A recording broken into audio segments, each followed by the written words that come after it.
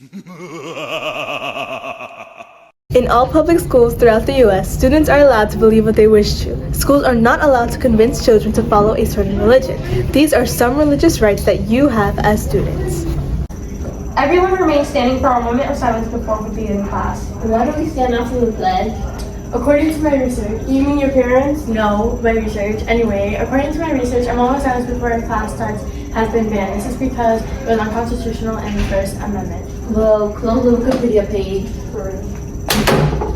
Thank you for informing me. I didn't know that. You may all take a seat now. As Emily said, having a moment of silence was going against the First Amendment, since religion is not to be enforced, since there must be a separation of public schools and courts. Did you not hear what I said? I said quiet. Why should I? Yeah, why should we? Because I'm your teacher and I'll tell your parents if you don't. Don't call my mom. Okay, good. Now let's open to page 125 in your Bibles. No, this is wrong. Now let's stop here and explain why. As stated in the U.S. Constitution, it is considered unconstitutional to pray or teach a religion in a public school. So, what the teacher is doing here is unconstitutional and should not be done. Everyone open your math books to page 125. Now that's constitutional. All right, class, come in, take a seat. Okay, who's absent today? Emily's absent. So she is so annoying. Hey, that's not a very nice thing to say about her. I guess I'll just mark her absent then. No, you can't mark her absent.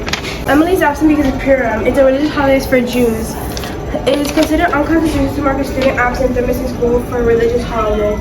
Ah, I see. I didn't know that. Yeah. There are many religious holidays that occur year-round like Christmas. However, schools don't close for all religious holidays.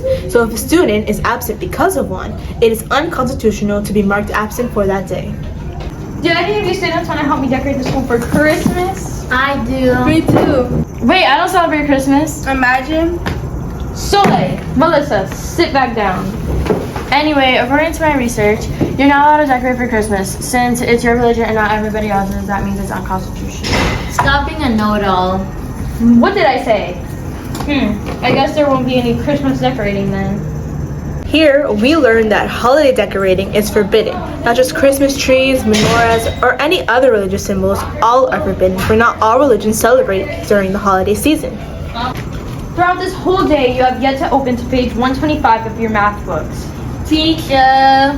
What? What could you possibly want? How come my sister gets paid from a school and we don't? Your sister gets paid from her school? According to my research, you must go to a religious school. Schools aren't funded by the government because it's unconstitutional. So, Melissa asked me, thank you very much.